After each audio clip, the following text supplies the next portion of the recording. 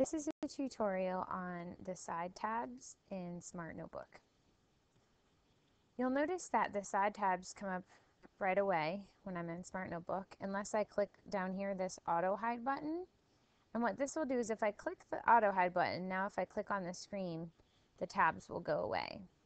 And I have to actually click on the tab. If I unclick the auto hide button, then when I click on the screen, these tabs will always appear. So it depends on your preference. I generally auto hide.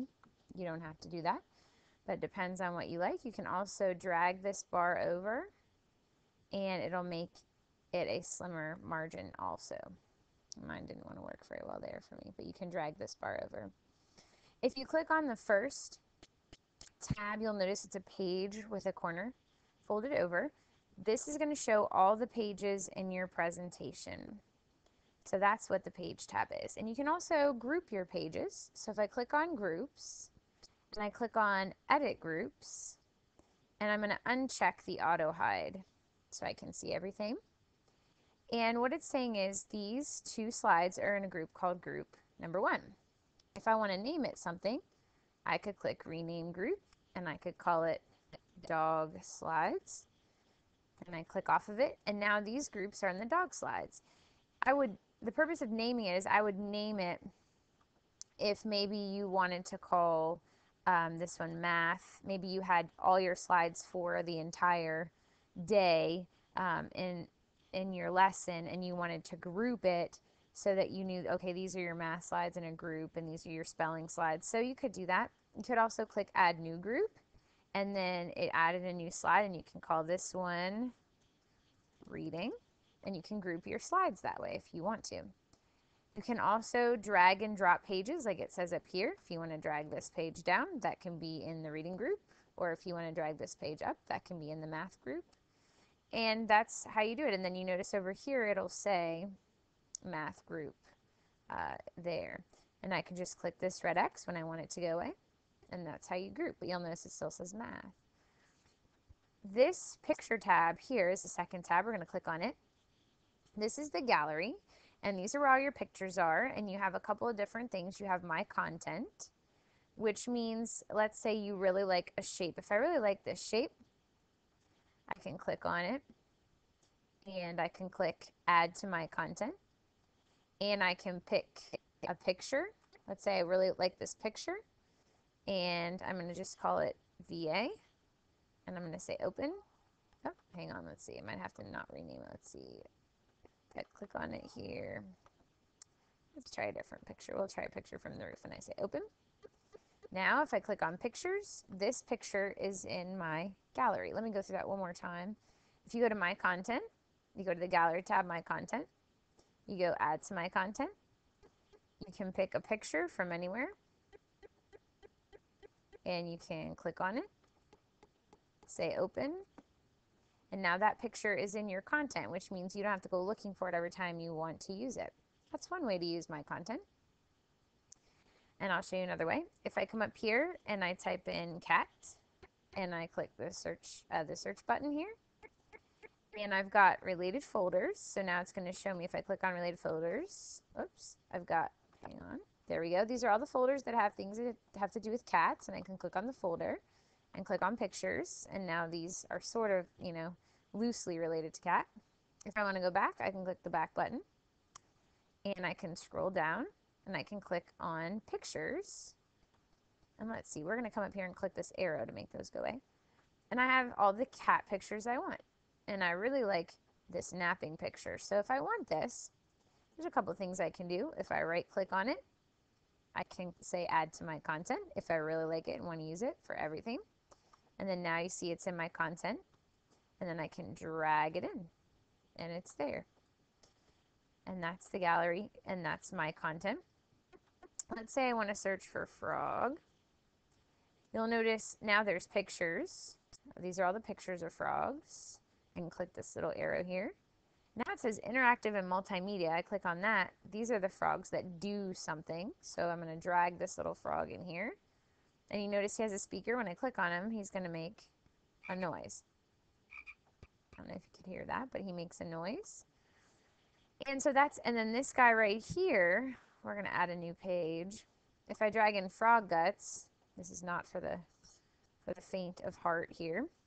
This is an interactive one where I can actually, I'm going to pin this frog. I'm going to drag my pin and drop it. And you can actually dissect this frog, which we won't go through this whole thing, but if you're really into science, you may find it exciting. And that's the interactive multimedia. And if I click on the notebook, files, and pages, you'll notice these have a corner that is tagged. If I drag this in, this is now a whole page, and I can put things on top of it. I can draw on top of it if I want to. So that's a whole nother page if I want to use that. So that's the gallery if you want to search for something. Now you have some other things. You have the gallery essentials. So if you click on that, this is by subject area. So if you want to see everything that has to do with math, you can click on it. And you have interactive multimedia and pictures and things like that. And to get there, I just clicked on gallery essentials.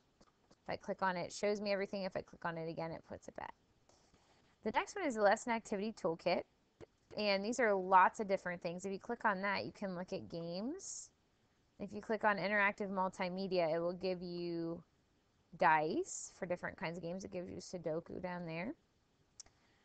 If you just go up to, and it'll actually tell you decks of cards. And there's pictures, dice, dominoes, if you want to use that. If you just click on lesson activity toolkit and go to interactive multimedia, I'm going to add another page. You can click on all of these different types of games, and all these different types of games are interactive. If it has a red F, it means it's a flash file. And this is going to do something. So if I click on this balloon, it pops. And I can actually click the arrow, highlight the words, and type something in it. If I want to, and I click the little arrows, and now when I pop it, it disappears. And if I click it again, it does that. Now if I want to put cat underneath the balloon, I'm going to click on cat, border, send it to the back. I can put my balloon on top of it. And when I pop it, it says cat. So that's just a nifty trick. Here's one for dice. You click on the dice and it'll roll. So that was in the gallery. If you go to lesson activity toolkit, it's got all the different kinds of cool games and activities, and I just clicked on interactive multimedia. If you click on gallery sampler, this again has all the different subject areas, so you can use that, kind of like the gallery essential. If you click here, this is online resources, and what this will do is it will give you different types of things you can use with your Smartboard, and different kinds of things, and mine is being very slow, so let's try this. Smart Learning Marketplace is another one. So you can click on that and it'll give you the websites for Smart Notebook, and right now it doesn't want to cooperate with me, but online resources, there it is. This has all the different activities for educators. Here's a really good one. Smart Exchange has lesson plans that different teachers create for different contents. Very good. Lesson Activities is another one. So those are my two favorite, Lesson Activities and Smart Exchange. If you want to search by SOL, you can click on Curriculum Standards and it will give you the standard for the SOL also. So that's online resources, and the Smart Learning Marketplace is just another venue of getting different kinds of clip art and things like that. It's average. So that's the gallery. If you click on the paperclip, all these are going to be your links. So if I wanted to link something, I'm going to draw a shape here. I'm going to go back up to my arrow, and I'm going to click back on my shape. And I click on the arrow, and I want to click link. And let's say I want to link it to a video on this computer. So I clicked file on this computer, and I'm going to click browse. And I'm going to pick a song. No, let's not pick a song. Let's go back. Let's pick a picture here, or a video instead. I'm going to pick a video. Songs come a little bit differently, so excuse me for picking a song. We're going to go with video here. So I click on the video and I say open. And now down here I can do the corner icon or object. We're going to leave it corner icon. And now you'll notice there's a paperclip there, which means that this object is linked to that video. And if I click on the paperclip, the video is right there. So it's just going to show everything I'm linked to right here. Sounds, files, pictures, anything. after I do the linking process. So this is just going to show all my links. This tab is the Properties tab, and it does a couple different things. We've talked about it already. It does fill effects, which means this can be your background. So if I pick purple, it's going to make my background purple. If I pick white, I can pick yellow. It does the gradient fill, just like the shapes. It does the pattern fill, just like we did with the shapes in the other video I made. And you can say OK by picking a color. You can put a picture in it. So if you want a background as a picture, we'll pick our Virginia picture and say open. And now this picture becomes the background of my page, and it'll format it to fit. So that's the properties. If I want to record, I can actually record what I'm doing on this page. If I hit start recording, it's going to record everything I do on this page. And you see it says record, and when I click over here, I can hit stop recording. And then what happens is I can hit the play button, and it's going to show you everything. Let's see if we can get it to play. Since I'm doing simultaneous things, it may not play while I'm actually recording with the other recorder. But anyway, if I hit play, it would record if I wasn't using the smart recorder already. So it would play everything I did on that particular page. So you've got that feature as well. Also, if you create a shape, and you click on the shape and you click on this tab, you can do the fill effects like we talked about before. You can do the line style, make the lines a different color. You can also do object animation, which is kind of neat. So I click on object animation, and then I go here and I say, okay, I want it to fade out. That's probably one of my favorite ones. And I want to fade out when it's clicked, and I don't want it to repeat any times. So now when I click on this shape, it's going to fade out. And you can do that for all different kinds of things.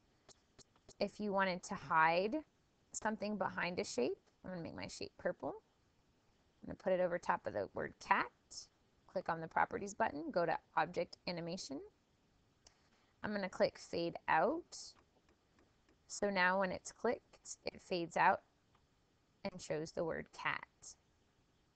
To get it to come back, you just click on it again, or you can also go to the page before it, click on it, and you'll notice it can fade. So that's how you use the side tabs. You'll notice down here also, if you want it to be on the right side, you can click that and it moves it over here. You also have the arrow buttons, which lets you navigate between pages. You can add a page, or you can delete something from here also. And those are the side tabs. I really encourage you to look at the gallery and the lesson activity toolkit, because also under the interactive multimedia, because these are all the different kinds of games and they go on for a very long time. So there's a lot of resources in there, and I really encourage you to look at that. But that's the tutorial on the side tabs.